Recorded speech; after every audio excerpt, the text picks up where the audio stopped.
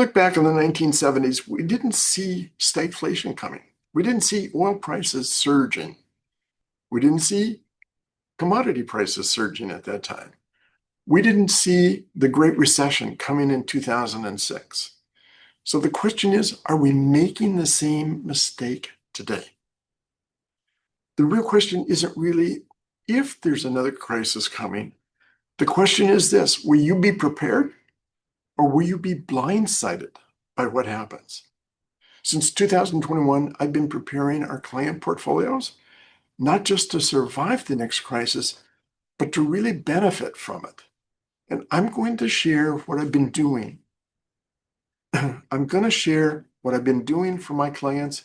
And you can see from the graph that's up, we've had a very good return in client accounts. In 2009, we're doing about 6 times better than the average financial advisor. But to understand what I do, to understand where we are and what's going to happen, we have to first understand what may be coming. What is the crisis? And there's one signal that's flashing danger, and that's Iran. The war means one of two things. Either we're going to see oil prices skyrocket and the Strait of Hormuz shut down for a significant amount of time, or two, we're going to pay trillions of dollars to rebuild what we bombed in Iran. They presented us a list of 10 points, 10 things that they will do or that they want to happen in order to sign off and stop this whole process and reopen the Strait of Hormuz. A year ago, when I talked about the Iran, I talked about the Strait of Hormuz.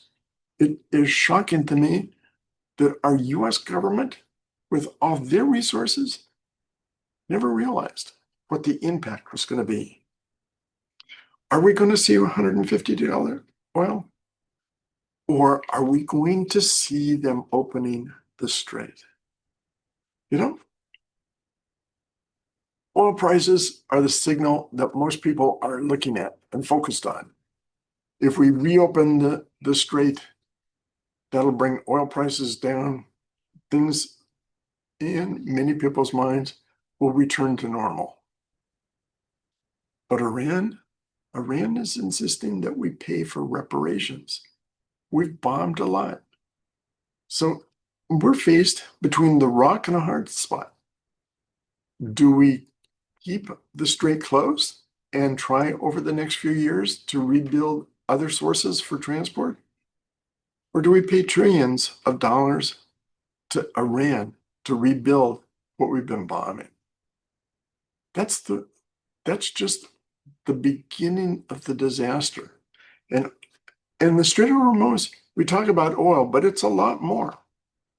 Not only does oil and natural gas flow through that, but if you've been reading, and I'm sure most of the people that are watching this have been reading about fertilizers, which is essential for global agriculture, key materials for EV, electric vehicle batteries, helium for semiconductors, and medical equipment comes through there, chemicals used in manufacturing and plastics. It isn't just an energy issue. It isn't just an oil issue.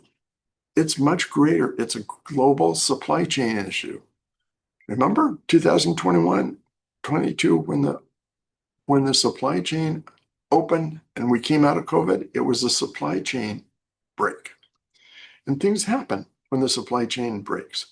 Prices surge up like a rocket, and some fall, but they fall and come down slowly like a feather.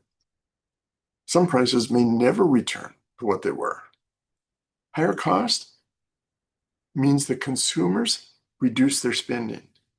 Businesses face shrinking margins and declining profits, and layoffs follow. When prices hit slowing growth, layoffs come. And all that is set against a weak economy. It's already anemic. That was also the situation in the 1970s. As I said before, what I'm doing for my clients to not only survive but thrive. I believe that history doesn't repeat, but that it rhymes, and there's lessons we can learn from the 1970s. What do we know, and where do we go?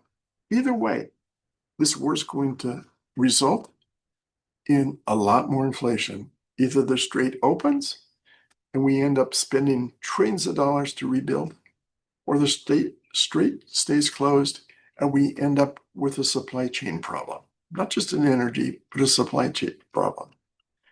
And that comes with an economy that's struggling. Look at this.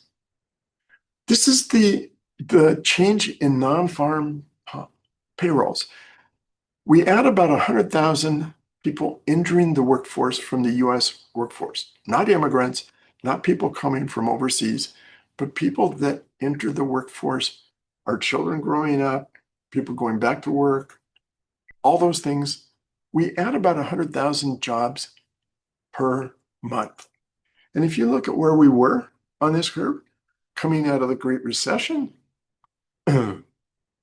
we were adding jobs through the Obama administration, through the first Trump administration, through the Biden administration. But look at what began to happen.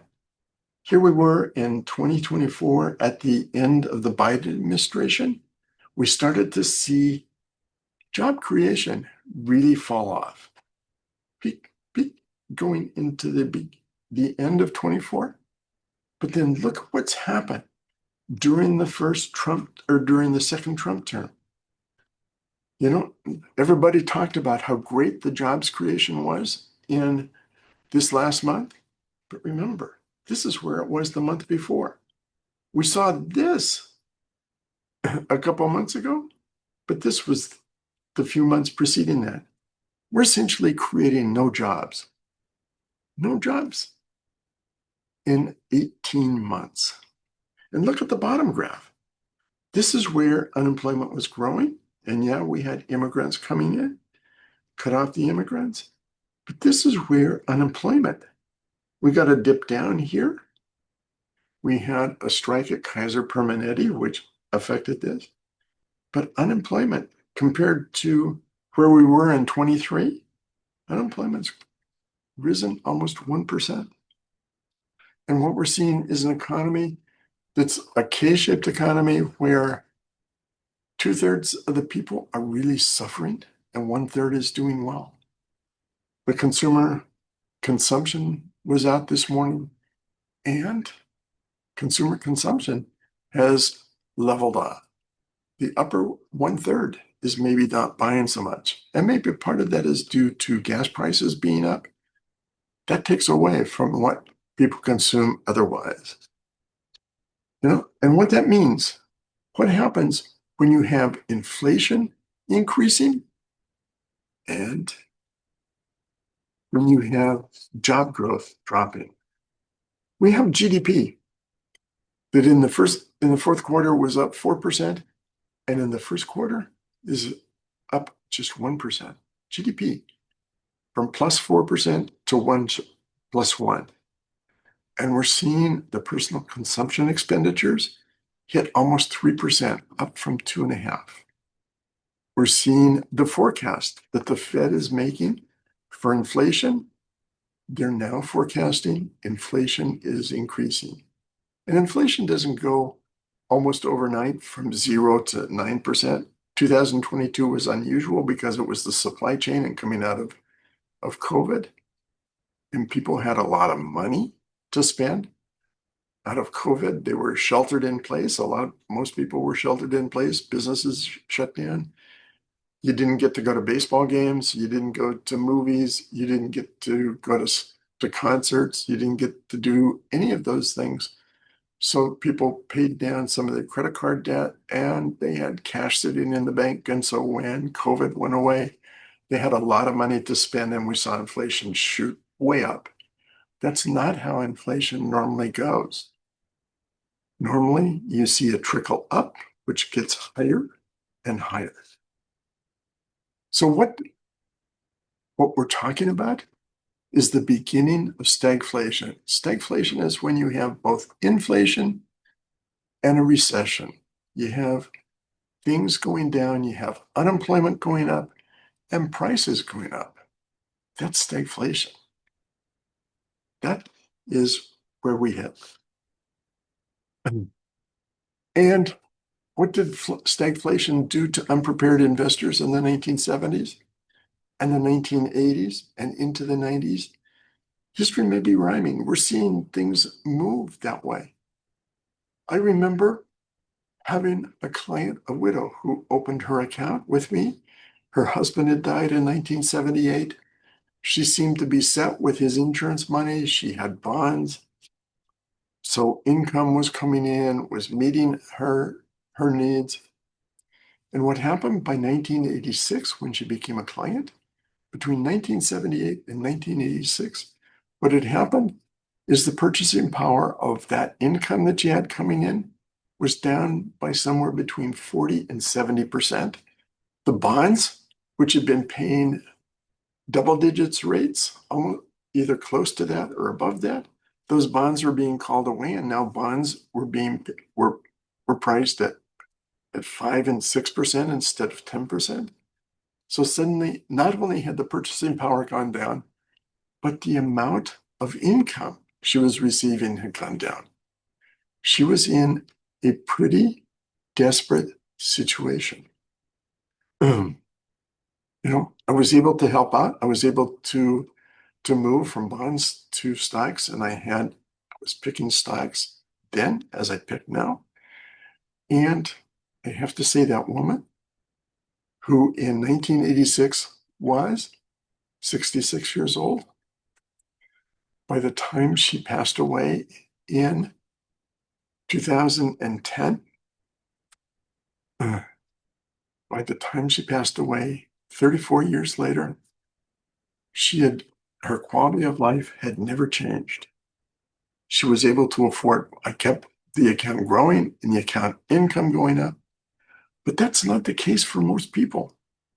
And what do we learn from the 1970s? This is something I've shared before. I want to share again.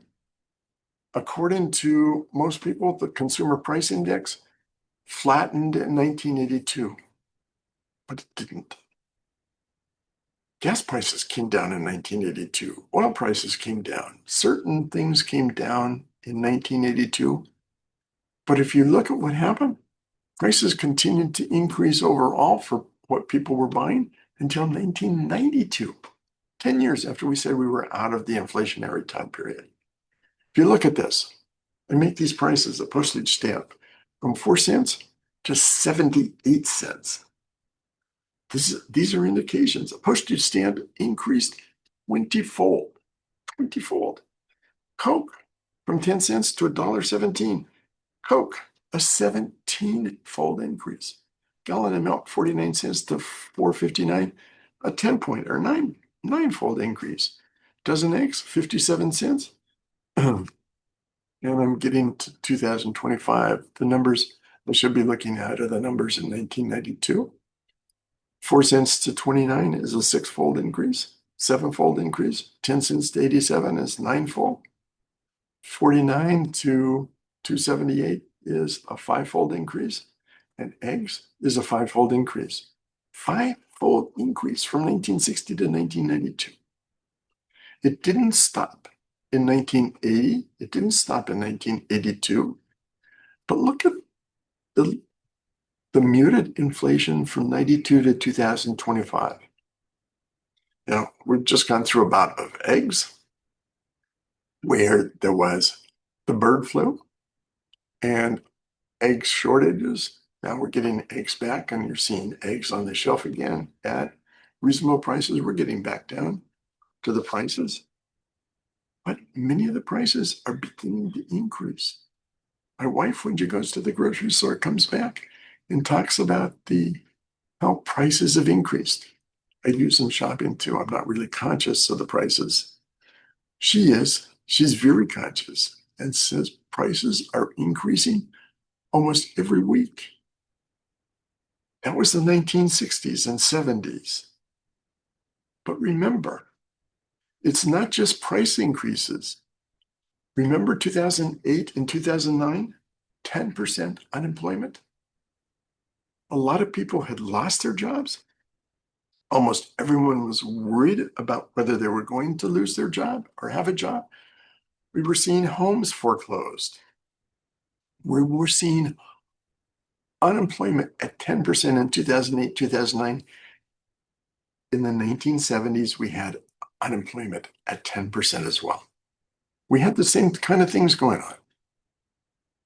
And I had a business in that period of time in the 1970s, the 1980s, and things into the 1980s were still really, really tough. I had a business associate. I asked him how business was. He said things are so bad that even people who don't pay their bills are not buying. That's pretty drastic. You know, that's where we are. And I think you that are listening to this, you have really three choices of how you respond. You can do nothing and hope. You can hope that the Strait of Hormuz opens fairly soon and oil flows and we return to pre-war efforts, and that we don't have to spend trillions to rebuild Iran, or we spend just some, and a lot of private money is incented to go in and rebuild Iran. You can hope the job creation picks up, even in spite of having artificial intelligence. The job creation picks up and the wages increase. The wages of the people at the bottom 2/3 increase.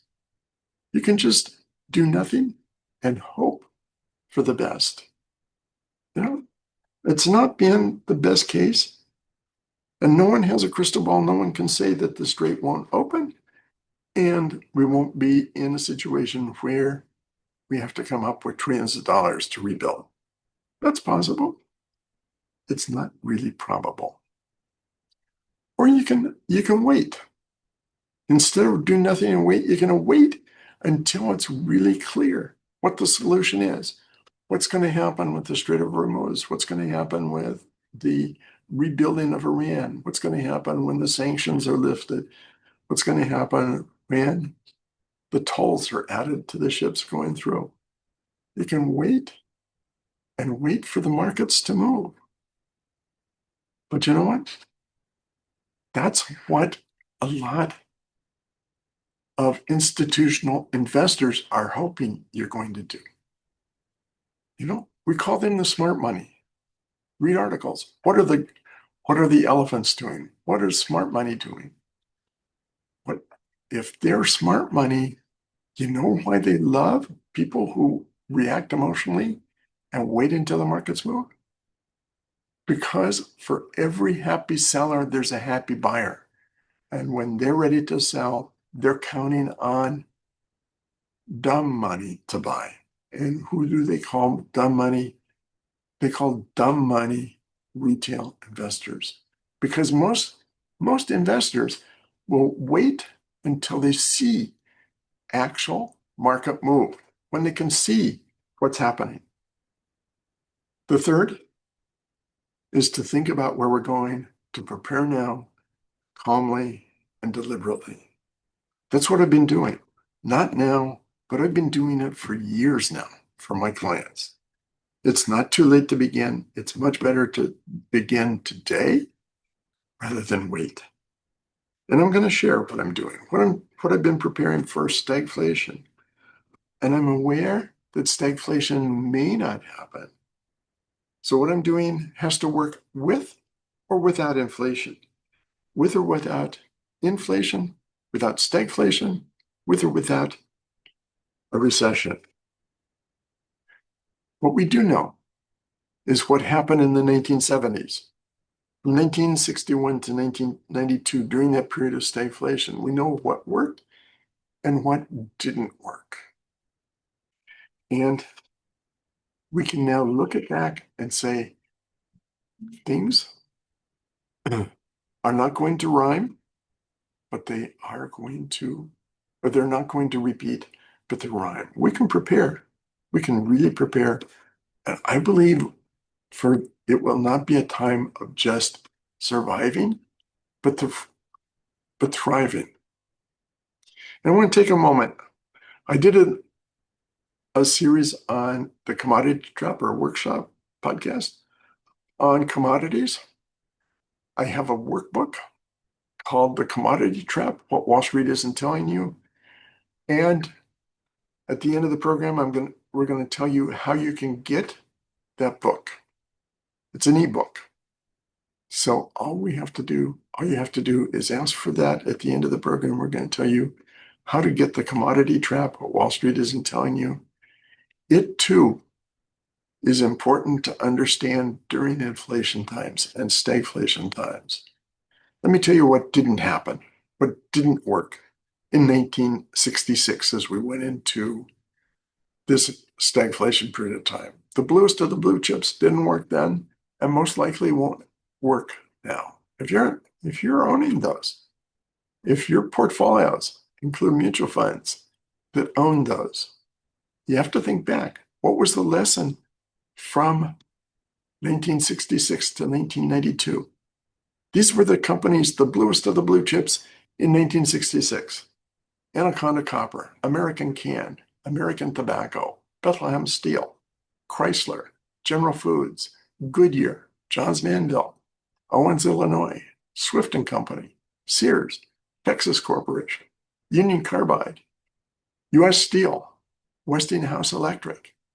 And who remembers shopping at Woolworth? I mean, those were the bluest of the blue chips. They don't even exist today. They're all gone. Think about it. We're not that far. That was 60 years ago. So I want to talk about what I do and what I've been doing for my clients. The first thing is I look for companies that can benefit from changes in lifestyles, demographics, and technology. Those are the three things which I've been doing during this entire period of time that I've been managing money. And I believe it works during stagflation, it works during inflation, and it works during recessions. It's looking for companies that really benefit from changes in lifestyles, demographics, and technology. Studies have been done showing that companies that were in the Standard & Poor's in 1920 had an average life of 72 years. Today, it's down to 15 years. Talked about the blue chips in 1966. They have died. Companies that are in the Dow today, that are some of the top, the Magnificent Seven, they could be dead in a few years. So it's focusing on companies which are really benefiting from changes in lifestyles, demographics, and technology. Let me just tell you about three companies in the 1970s. One was a little company, a restaurant company that changed the way we do restaurants. Normally back in the 1960s and before, restaurants were a place where you went in, you sat down, you ordered from the menu, and they brought you. And it was a special time because most people couldn't afford to eat out very often. But in 1966, there was a little company that you had to drive up to. They didn't have any place to sit down. You had to drive up to, you had to order, and it was an extremely efficient process of fixing the meals. You ordered your hamburgers or your milkshake or your French fries in your car, and it was delivered to your car. And of course, that was McDonald's. Investing $100,000 in McDonald's in those days increased from 1966 when it came public to 1981, increased tenfold, 100,000 to $1 million. At the same time, stocks in general, the Dow in 1966 was 1,000, 1982 was 1,000. It went down 20%, down 30%, down 40%. And each of those times they got up. But that was McDonald's. There was a little radio repair shop in Colorado that figured out what the potential of transistors were, became a distributor, and 100,000 invested in that company would have turned into 2 million in that period of time. When other stocks, the stock portfolios, if we'd had an index at that time, the index would have done nothing. In 16 years, that company increased 20-fold. Advanced Micro Devices, a company that was started back at that period of time, increased 180-fold between 1972 and 1986. 187-fold. That's pretty significant. Those companies were dealing with changes in lifestyle, demographics, and technology. So what about the companies? I look for four characteristics. I look for companies that have a squeaky clean balance sheet so that they don't owe debt. They're not beholden to debt holders. They're not beholden to banks. They're growing with earnings. Their whole growth is based on the money they earn. Secondly, they have to have a franchise on their market. They have to have pricing power. They have to have a franchise so that they have pricing power. If we live in a period of inflation, you want companies that are able to raise prices as the economy experiences inflation. The third thing, I'm looking for inside ownership. Founders of the company that own a significant amount of the stock so that they have an incentive to see the stock price go up. They're not just managing to draw their salary and bonuses. They're managing to see the stock price goes up because that is the most of their net worth. And finally, I'm looking for companies that are unfollowed by Wall Street. Used to be you could find those companies that were followed by only 3 or 4 people. Now it's even more.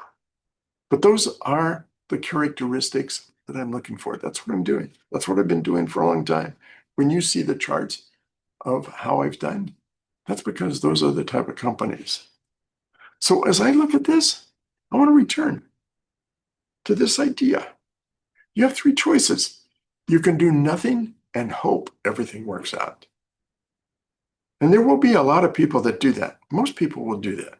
They'll sit and wait for that to happen. They'll sit and wait for their advisor to do the financial plan, which is based on historical data, which is not at all based looking forward. It's not based on $150 oil.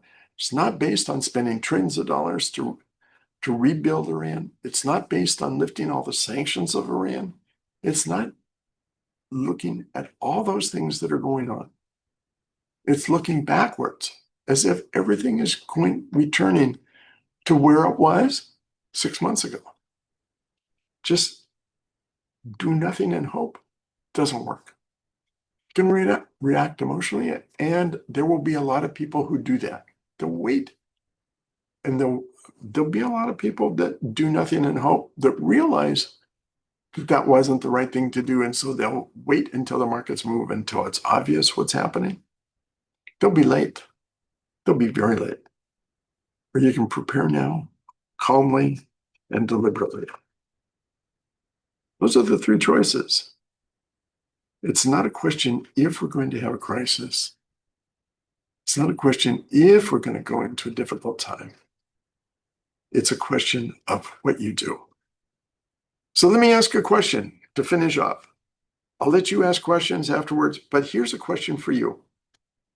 How many people listening to this feel 100% confident that your portfolio and your plan is prepared for what we just discussed? How many people, how many of you feel 100% confident your portfolio is prepared for what we just discussed? It's exactly why I offer a 30-minute review and talk about what I do and how you can not only survive, but thrive for what's coming up. That's where we are. That's why I'm here. That's why my clients are there. And it's past performance is no guarantee of future results. Always have to see that. But that's where we are.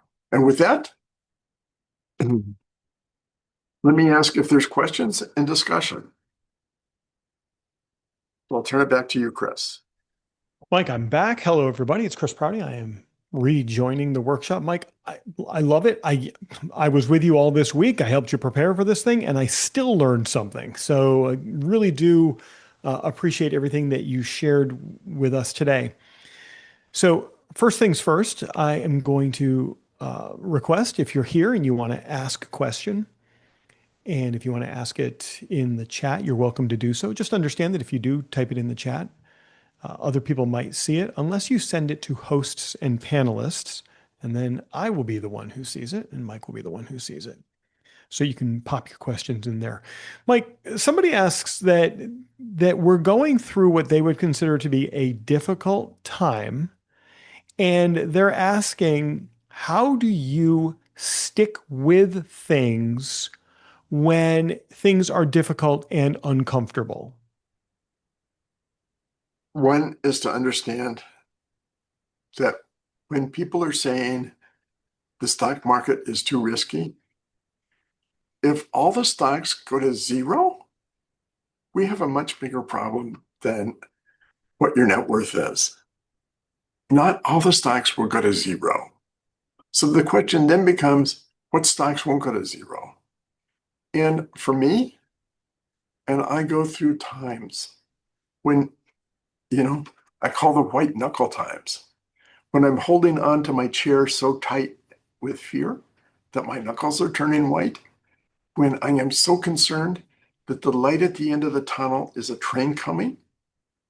Um, I go through those times. And so I sit down and I go back and I ask myself, why did I buy these companies in the first place? Mm-hmm. Why in the world did I think it was going to work? And there are times when I say, I made a mistake on this company. I no longer believe in what I thought. And when I was a lot younger, when I was just beginning in this business, I used to write it down in a journal. Now I keep a spreadsheet with a few numbers on it to remind me of why I bought the stock and where I expect it to be. I'm looking not for what the earnings are. I say it again and again. To beat Wall Street, you can't play Wall Street's game. You can't look at quarterly earnings. You can't look at yearly earnings. You have to buy things that have a much longer lifetime. 4 years, 5 years, 10 years. One of the stocks that was in my portfolio the longest was from 1993 to 2018. Some shares still remain because it's selling those shares because the price of those shares, the cost basis of those shares is 87 cents and the stock is over $87. So it's 100 to 1. So in order not to get hit with huge taxes, it's been trimming back. And I've been trimming back for 6 years. But I sit down and I analyze and I think, why did I buy this stock in the first place? And do I still believe what I thought a year ago, what I thought 6 months ago, what I thought 3 months ago, what I thought 5 years ago? Do I still believe? And no one has a crystal ball to say for sure that it's going to work, but it's a matter of probability, Mm-hmm. matter of determining yes or no. That's what I do. Super insightful, and thank you for sharing that. Mike, the next question, what percent institutional ownership do you look for when you're picking stocks? Oh, I don't. Um, if you look at how my clients have done, they've done better than all but 1 to 3% of professional money managers and institutions. So if they're smart money, my clients are brilliant money. I look to be ahead of institutions. Institutions are focused on the short term. They're focused on what the earnings are. And it always gets to me when they say that a company missed the earnings. The companies never miss earnings, never, ever. Analysts miss what they estimate the earnings will be. Companies earn what they earn. Their sales are what they are. Their outlook is what it is. It's the analyst who miss what's going on. So if you focus on the analyst side and think about that, that's where institutions are. And institutions have become more and more short term. There are now institutions where the money managers are on a monthly basis. Every month, the institution looks at how the money manager is done. And if he's made money during the month, he gets more money to manage. And if he's lost money during the month, They take money away. You know what? You saw, you saw where I am with my accounts. You can see there's volatility. Volatility is the price you pay for superior returns.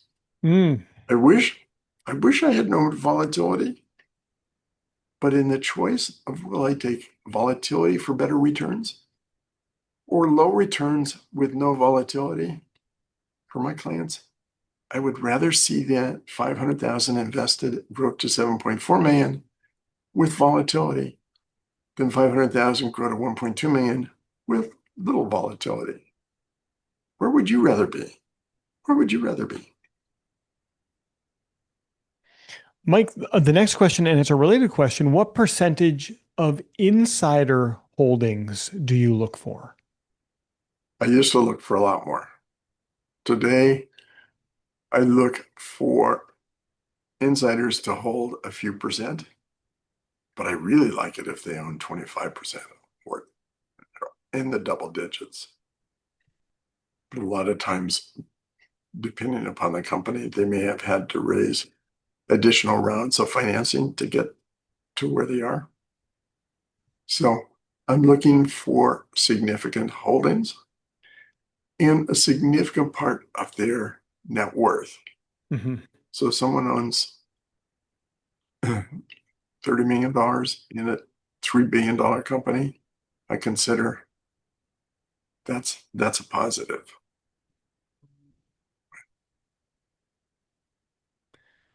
All right, Mike, thank you for that.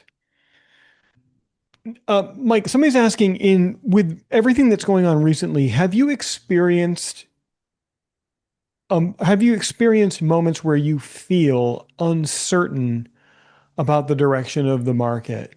And how do you work through that? Yeah, most mornings, um, you know, the greatest investor of our time was Warren Buffett. You know, Buffett didn't even have a quote machine. He used to look at the prices once in a while. Um, every time I get a little uncomfortable during the day of what's happening, I think about Buffett not looking at the prices at all. Mm-hmm. All it does is raise stress.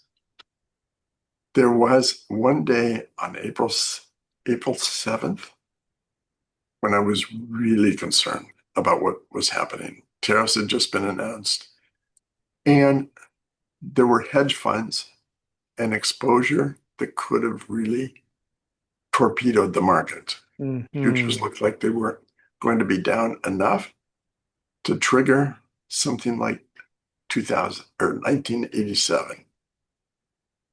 That really worried me. Other than that day, there's not many days that I've really been concerned with what happens in the market. My focus is where do I think things are going to be a year from now, 2 years, 3 years from now with the companies that we own? Someone notes that Warren Buffett was one of the largest option traders in the market, Mike. I don't know about that. Yeah. I know in his early days, he said that people should have a punch card with just 20 punches. Mm-hmm. Every time they bought a stock, they had to punch the card so they can only hold 20 holdings in their lifetime. Um, yeah, that's when he really built a lot of his track record. What he's Mm-hmm. done in later days, I don't know. He was a big options trader. I don't know. So, Mike, somebody asks how commodities relate to what's going on right now. It's easy to get wrapped up in commodities right now because oil prices could skyrocket. Gold prices are up, silver prices are up, phosphate, um, grain, all those things that depend upon fertilizer, things that depend upon things going through the Strait of Hormuz. All those things, those commodities are talked about. But the reality is, Wall Street's not telling you the whole story. And if you can put in, if you want to leave me your email address, I will send you a commodity ebook on my thoughts about commodities and tell you what Wall Street is. Wall Street's not telling you.